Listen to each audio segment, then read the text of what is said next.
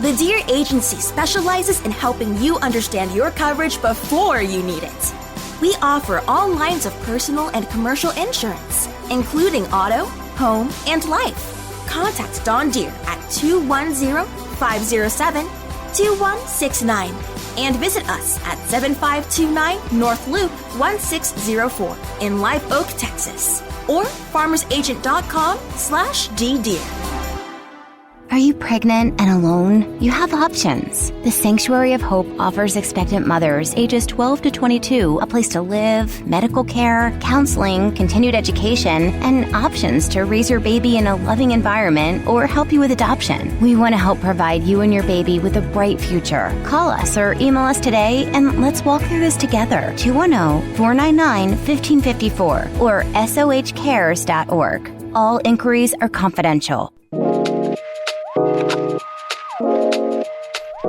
You are listening to I Am Refocused Radio with your host, Shamaya Reed. This show is designed to inspire you to live your purpose and regain your focus. And now, here's your host, Shamaya Reed.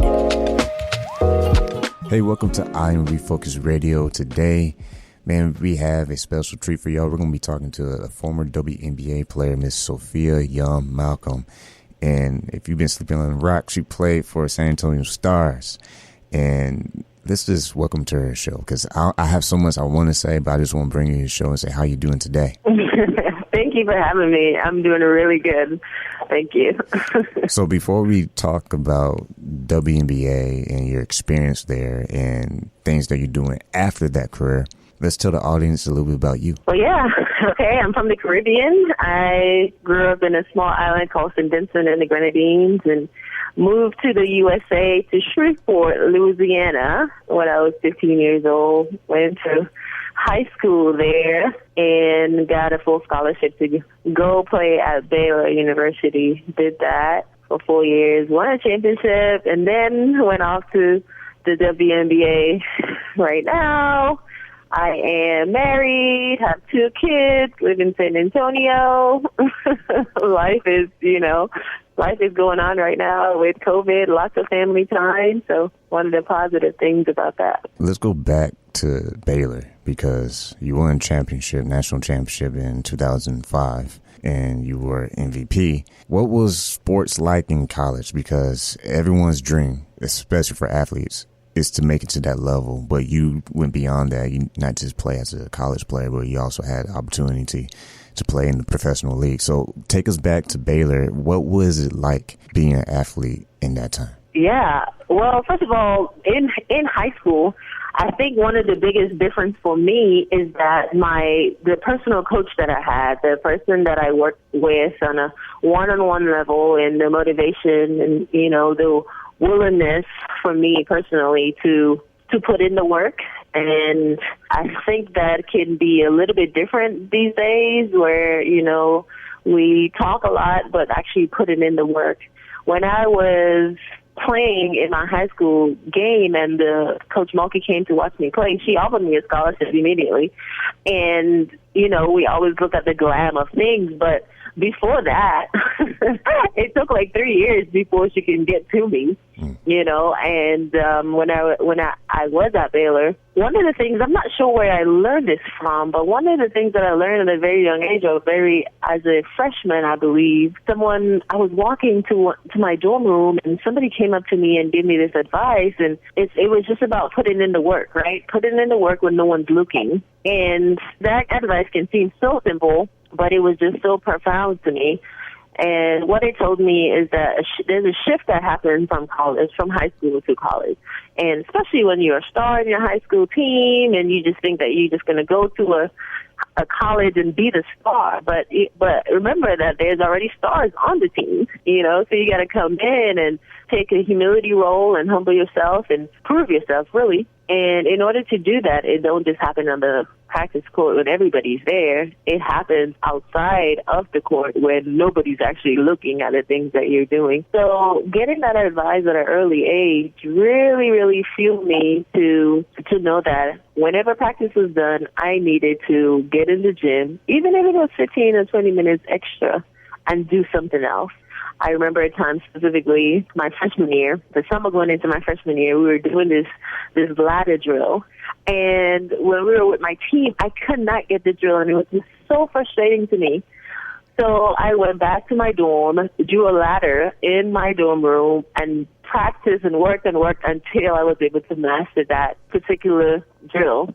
And when I went back the next day, I was able to get it. So I think it's little things like that, doing the things when nobody's looking, the things that you know are going to eventually be beneficial. But the things that are also like, oh my gosh, I don't want to do this, it's boring. You know, those are the moments I think that separate you. And that happened a lot for me. I realized that, hey, in order to be good at this, I have to work when nobody's looking. Because of that mentality, I think that's what separated me. Because we had a few All-Americans coming in to Baylor when I was there as from high school, All-Americans from high school coming in. And here I was, a nobody. You know, I only got recruited by Baylor and some other small schools. And literally a nobody, like when I say a nobody, a no-name person. And I was able to outplay all the All-Americans. And I think it happened because of that mindset that I had to do the work when nobody's looking at me. When the light wasn't on, I had to make sure that I put those on, that I did those extra shots up, free throws, whatever it may be, ball handling, even as simple as a ladder drill. I really had to make sure I had that going down. So whenever the light came on, it wasn't a big deal. And once again, you listen to I Am Refocused Radio. We were talking to Sophia Young-Malcolm. And you mentioned earlier part of the show growing up in the Caribbean, and you live with your mom, your 3 brothers, and your 2 sisters. You had to get that work ethic from somebody. But growing up, going back just a little bit, how did you get your work ethic? Who inspired you to have that kind of mindset? The country I came from is a third world country, so it's a, poor, country. My family was all about sports. There was 2 things that my family stressed to us. It was being good in sports and being good in school. And there were times when my mom would wake us up early in the morning to run to the beach, to run back home, run to the beach, take a bath, and run back home before we get on the bus to go to school. So those are little things that was so frustrating when you were doing it, but it instilled a quality of, hey, before the day starts, you got to get some work in because sports is important to our family, right? And my mother, even though we were poor, she had an understanding that sports was an avenue to a better life. And we always were super competitive in our family, and just to make sure that we are the best at everything that we're doing, competing with our sisters and brothers, but also competing with our neighborhood kids, neighborhood friends, and always wanted to make sure that we were the best at whatever it is we were doing, whether it was running track or it was playing volleyball. Like, we wanted to always make sure that we won.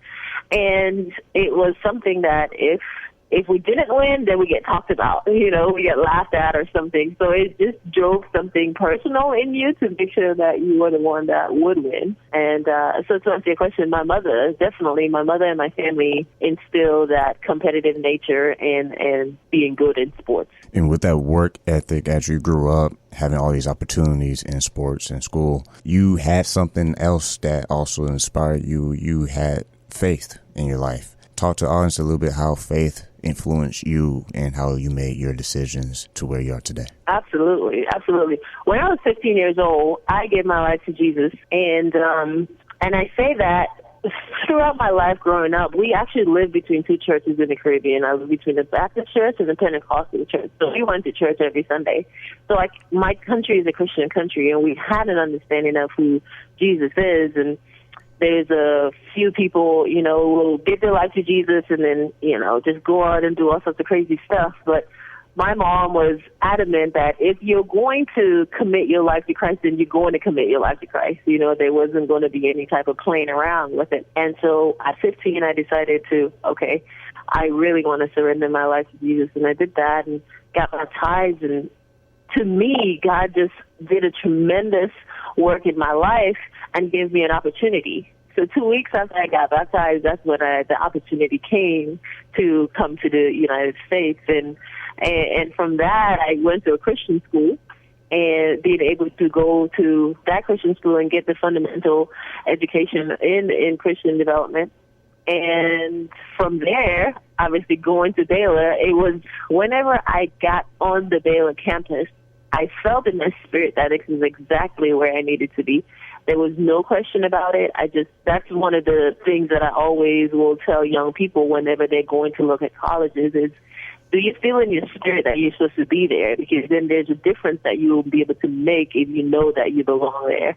And that's what I felt. I felt within my heart, within my spirit, that this is exactly where God wants you to be right now. And it worked out.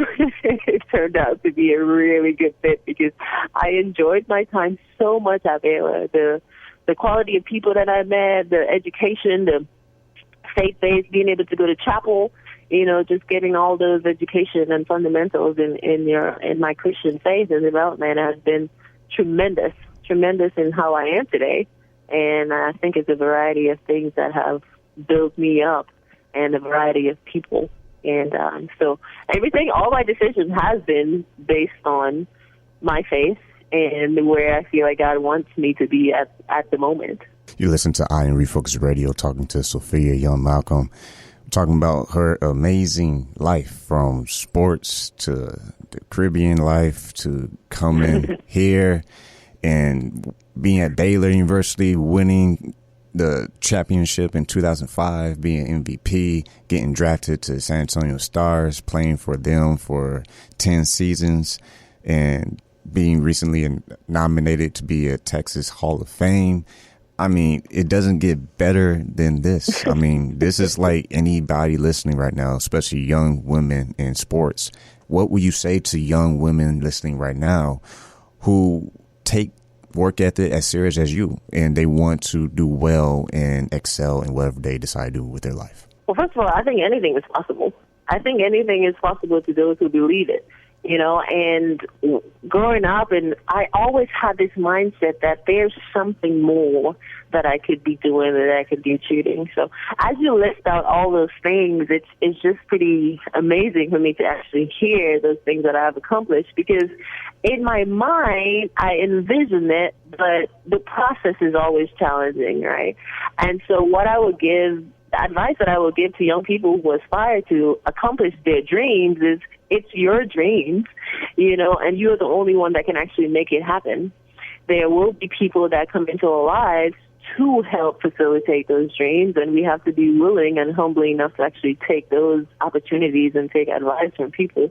But at the end of the day, we have to understand that it is our dreams, and you're the only one that can make it happen. So with that, there's a lot of sacrifices that has to be made. There is a lot of little detailed things that you're going to have to do and cut out, and whether it's like watching a WNBA game or watching a YouTube channel as to, okay, how do I get this shot? I want to make this layup.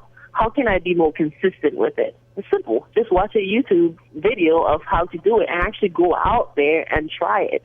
And not just think about it, but actually put it into action. And those are the times when I feel, again, when nobody's looking, that's whenever we get better. So focus on, this is my dream. This is what I want to do. I don't want to, it doesn't matter what my family wants from me. It doesn't matter what anybody else thinks of me. This is what I want to do. And then think, okay, well, if this is my dream, what would I do? What do I want to do in order to accomplish it?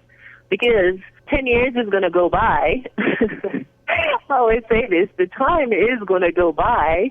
And so we want to look back in 5 years, 10 years and say, what did I do within this time? And we're the only one that has control of it. So the things that we do now is what's going to set us up, whether it is if we're in high school, whether it is going to the gym and getting 500 free throws up, just shooting 500 free throws. It doesn't matter if you make it or miss it, but you're actually getting it up. And the reputation of it is going to make that development and that habit to increase our skills and our abilities. And you're sitting outside or I always told my players this, is like, hey, you have an hour and a half. Why don't you just go outside, put in your favorite music, and just go outside and dribble the ball? You have your music on instead of being on Snapchat, which is wasting your time. Instead of being on Snapchat, just go outside and dribble. Put your music on, listen to an audiobook, listen to something that you absolutely love, and just go outside and work in your ball handling. Nobody's looking, nobody cares. But at the same time, the skill that you will develop is going to be so tremendous. And whenever you get in the game and you're actually doing it, you're going to be happy. So it's like those little things that you just say, oh my gosh, I'm bored. No, I'd rather sleep. And then when come game time, that's when everybody want to play. But it's what you do outside of the game time is what's going to matter. And like you just said moments ago about is the details that make the picture, the whole picture. And you having that experience, because so few make it to the WNBA. That is it's not just a great accomplishment. It's just something great. When you had that experience in the WNBA, people, especially fans of yours, they would like to know, what was it really like experiencing that level? Because when people are in that level of skills, when you're on the court and you're playing, this game and that game, and you're traveling and you're balancing your family all at the same time, how was that experience? What was some of the things you learned throughout that experience in your career? The WNBA, first of all, I was actually thinking about this maybe like a week ago and thought about how the WNBA was made up of 13 teams at that point and maybe 10 players per team or something, maybe 12. And I thought about it which means that there's 130, maybe 150 players in the whole country that make up this league. And I thought, but I was one of those 150 people. And then I also thought that, okay, I wasn't just only one of the 150 people. I was also a part of like the top all-star of that whole league. And then as I looked at it, I was reflecting, and I just, to me, I felt humbled because I was just so amazed by God's grace and mercy to give me this opportunity coming from where I came from. And that experience in the WNBA, it's obviously life-changing. It's obviously impactful for me thinking back about where I grew up and to know that work ethic doesn't discriminate. As in, like, if you put in the work, especially for me, always with basketball, I feel like basketball rewards you. You put in the work, you are going to get seen and you will get noticed. And obviously that comes about with different things, obviously having good character, having good morals, and, making good grades and all that type of stuff to go with it to get from college to the WNBA. But that experience to me it shaped my values. It shaped a lot of my values. It's left me with lifelong relationships. It opened up opportunities for me that obviously I would have never had before. And it allowed me to travel the world, literally allowed me to travel the world and see other people, see other cultures. I think because of that, just even having kids now and being able to change their trajectory, being able to change their legacy to say, hey, I know what it takes. I know what it takes to get from one stage to the next, and being able to give this type of advice to people. I think it's a combination of a lot of things that the WNBA experience has allowed me to have and to be able to give back. So I feel so blessed, and sometimes whenever you look at it, or whenever I look at it, I just see, okay, well, yeah, that's just normal, right? But whenever I really think about it, and I'm just like, okay, what? God, what? Okay, I'm sorry, what? How did this happen? So it's really humbling to think about just even the people that you meet, when you meet them, how did they come into your life? What if you didn't say hi? Just little things, just little details that when you look back and you see the whole plan, it's pretty incredible. Once again, this is I'm Refocused Radio talking to Sophia Young-Malcolm and her amazing life story. I mean, from running before school even started, growing up in Caribbean, just running and getting your exercise in and then going to school. Your mom gave you that work at a very young age, but you also had faith coming into your life at the age of 15. And then for all those years going by, you were prepared to go to Baylor University and you won a championship in 2005. You end up going to San Antonio Stars, playing with them for 10 seasons. You have a family now.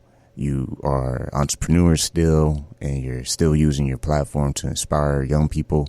When someone's listening to this right now and they're like, man, like that is crazy, especially if they're a fan of sports.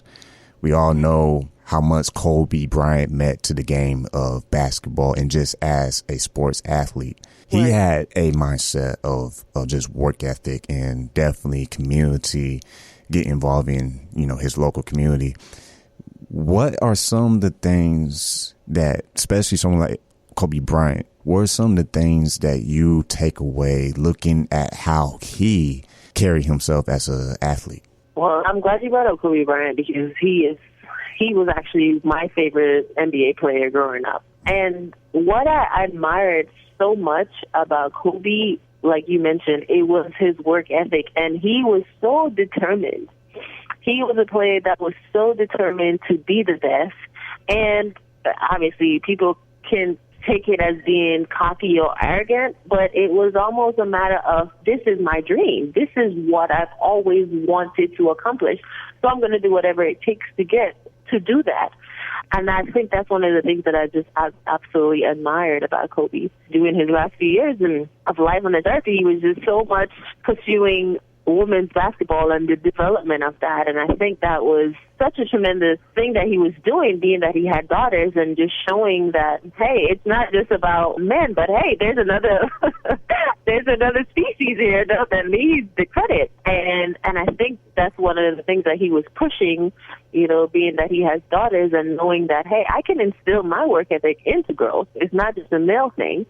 And I think that when Kobe was pushing that, it just made basketball even more exciting to have one of the top men's basketball player in the world show the importance and show the value of women, of the value of girls, and being able to invest his life into this. I think it was absolutely tremendous, and obviously that's something that's going to live on. It just shows that once you're here, making a difference, using your platform to make a difference in other people's lives, and where it's not just about you, and you're thinking about the future, you're thinking about investing in other people, that's what's going to help you live on forever. And I think that's one of the reasons why Kobe's going to live on forever, not just about his what he did on the basketball court, but what he was doing to invest in women's lives.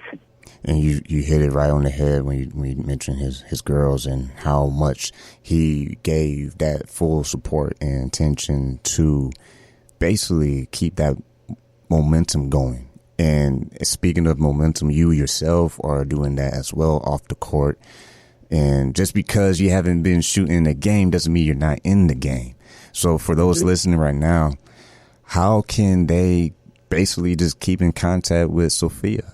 Well, first of all, I'm a realtor now, so one of the reasons why I became a realtor is because I am understanding the value of family. I'm understanding the value of family, creating a family and leaving a legacy, right? And that has been such a passion on my heart to know that, like I was just talking about Kobe, there is going to be a time that we're no longer here. And how are we going to live on from that? How are you going to develop your family so they can talk about you, and your legacy will continue living on?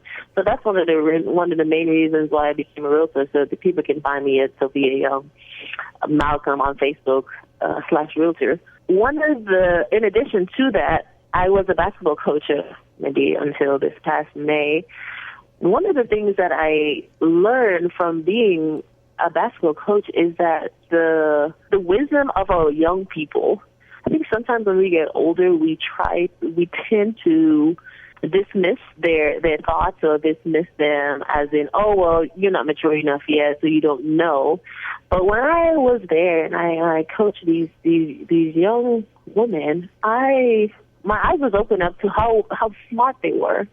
And so I am a big advocate now of giving my teenagers, young adults, their voices to be able to say, hey, yes, I want to listen. I want to listen, and I want you to know that you're valued, and that I want you to know that you're a leader. There's something inside of you. There's a seed inside of them that needs to come out, that needs to grow. And I want to be the advocate to connect them and to show them, hey, yeah, I want to help plant. I want to help water your seed, because I think that this is so important for our future. You know, the generation that's really going to, when I think about my kids who's 2 and 3, the generation who's going to impact their lives. So I want to make sure that I pour into my 15, 16, 20-year-olds so that they can impact my 3-year-olds, because they're the ones that's going to. They're the ones that's going to be coaching my 3-year-old when they turn 15. So I want to make sure that they understand the values that they're going to be implementing in my babies. Once again, listen to I Am Refocused Radio, talking to Sophia Young-Malcolm about her life story, not just on the court, but off the court, to come up and not even winding down. She's still doing full press. Like, she's still in the game. She's just doing it a different way. So first and foremost, we would like to say thank you for taking time out of your busy schedule to talk to I Am Refocused Radio today. And before we close, what would you like to tell our listeners? Thank you. Thank you for listening to me. Thank you for taking the time to tune in and listen to me today. And just know that, like I was telling, like my last comment, there's a seed in every one of us, right? We all have leadership abilities inside of us. We just have to figure out, okay, how is it that I'm going to make a lasting impact in my community, in my family? And it just starts there. How can I make a difference in my family today? Whether it's love, whether it's time, whether it's commitment, whether it's keeping our promises. You know, those kind of little details that we don't really take, we don't make it a big deal, but it's the little details that we take for granted. Just keeping your commitment, showing love to your family. That's the legacy I want to leave, to make sure when people look at me, they can say, oh my God, she made an impact. And it wasn't even a big deal. She just talked to me and made me feel like I was like the most important person in the world. And I think those little things will always add up. But once again, I'm Refocused Radio. You're listening right here, right now, and we are having the honor to talk to Sophia Young-Malcolm. Like we say on every single show, keep God first, stay focused, and peace.